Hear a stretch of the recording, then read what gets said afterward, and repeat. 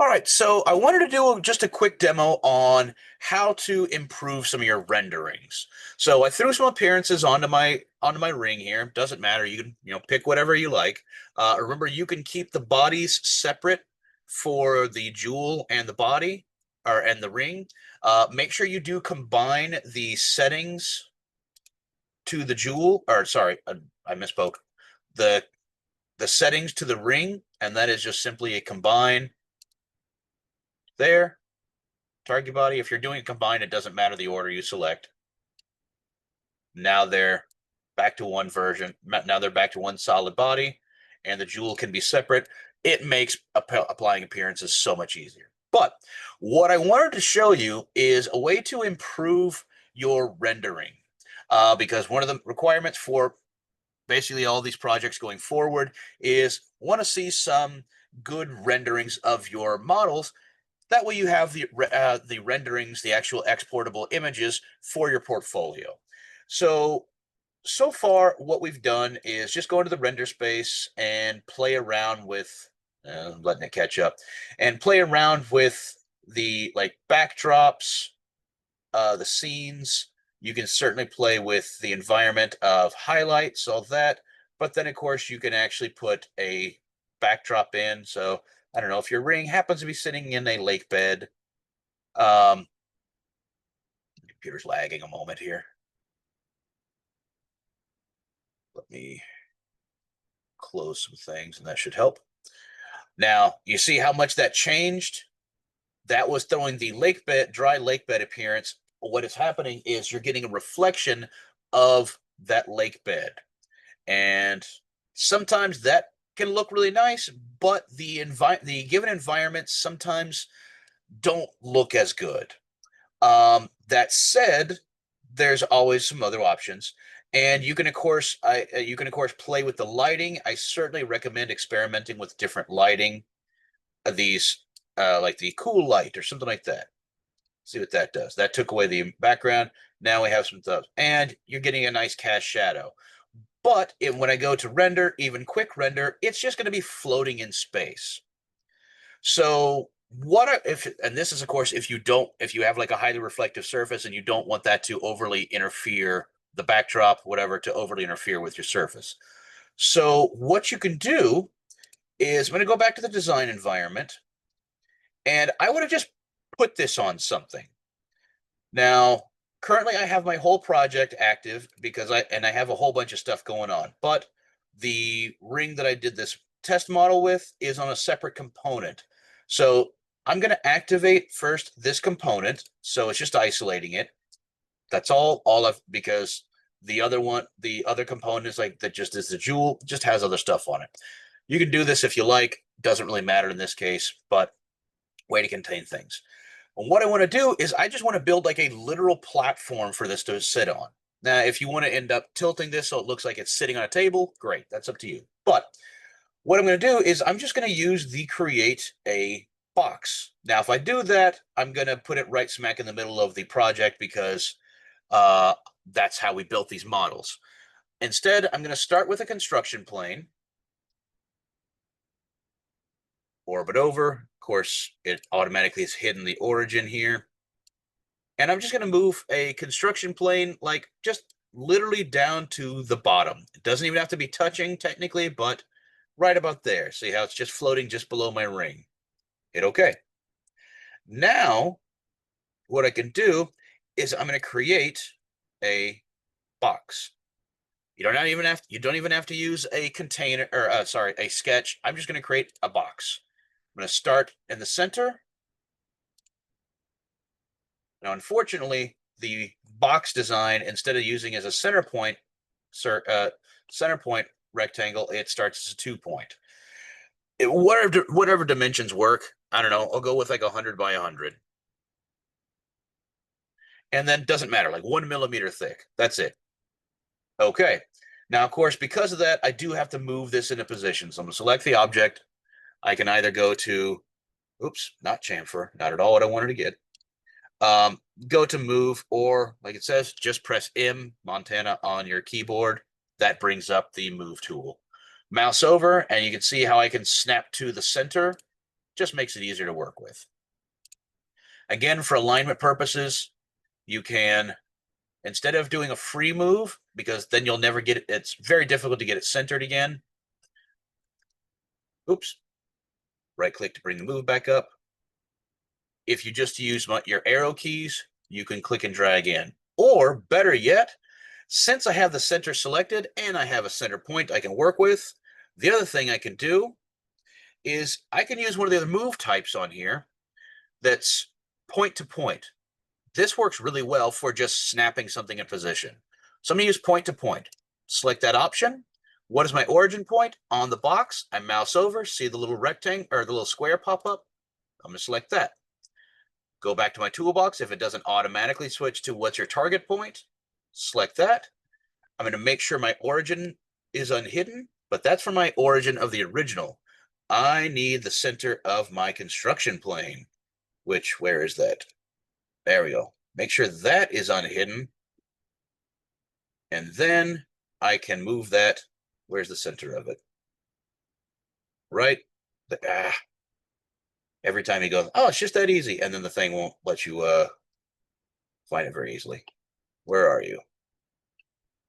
I have lost my point. Nope, see if I do that, it's going to go there. Where's the origin of my construction plane?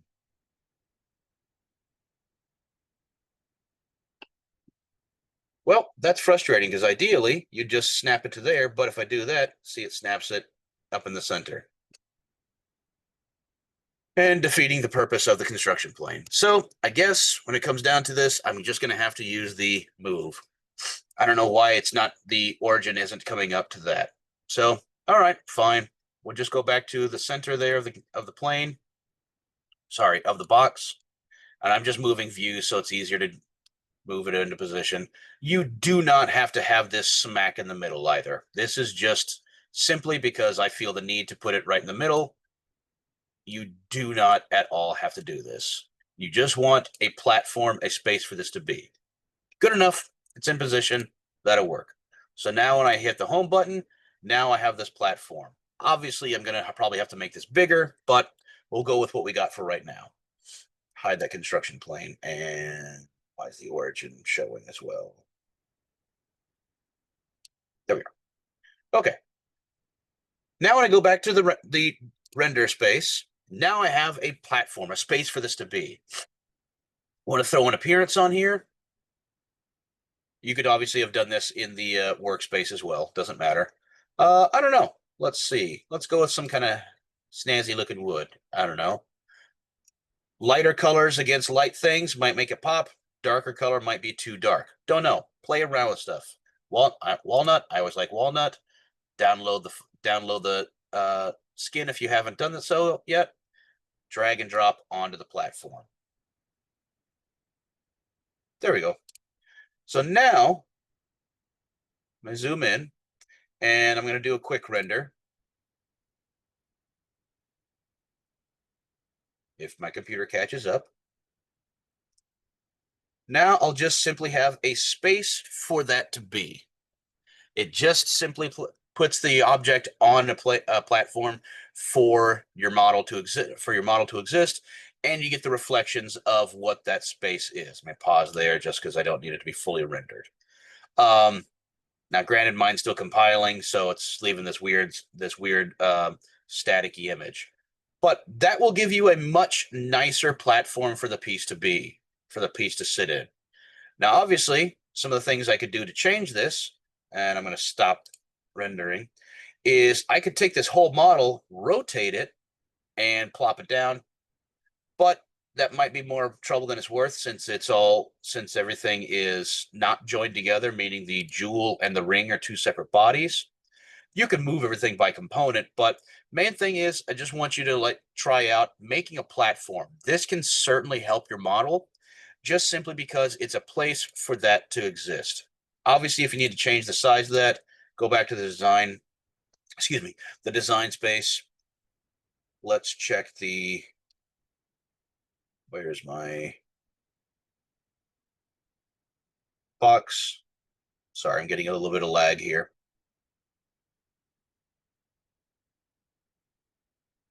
And you can just resize the box by right-clicking and change the dimensions. That's all. Come on. Everything is recomputing. There we go.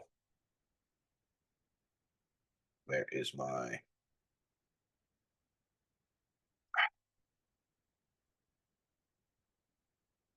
It's not letting me show the container there.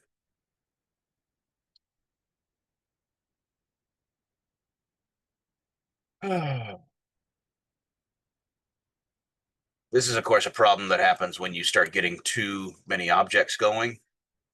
You run out of space, and you have to figure out where your piece used to be. There we are. So let's just bump that up to, like, I don't know, 200. Resize, and it should plop it back in the middle.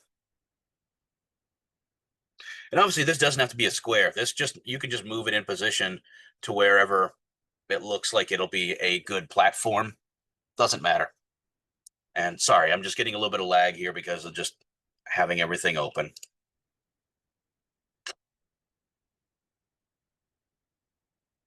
Yeah, so you may have to move it again. That's the problem with using these. This is the problem with using the, oh, wrong button. Using the box object, or using the create solid box, where it might actually be easier to make a sketch and extrude. That way, if you want to make dimensions, it doesn't change position and all that. But either way, now if I go back to the render workspace, I just have a larger space. I can orbit around, and if I don't really show the edge of the box, doesn't really matter how big that platform is. Now I just have a nice area for the piece to render onto. So try that out. Give it a place, give it a space to work on. If the material is too dark or anything, change up to something lighter. Pardon me. The other main one is, of course, play with the scene settings and change up the lighting, especially those of you that have objects that are more reflective and have larger, clear areas. One of the things we ran into with the jars is if they were glass jars, they kind of got washed out. You might have to change out to different lighting techniques or different lighting options. Play around with them, see what it gets you.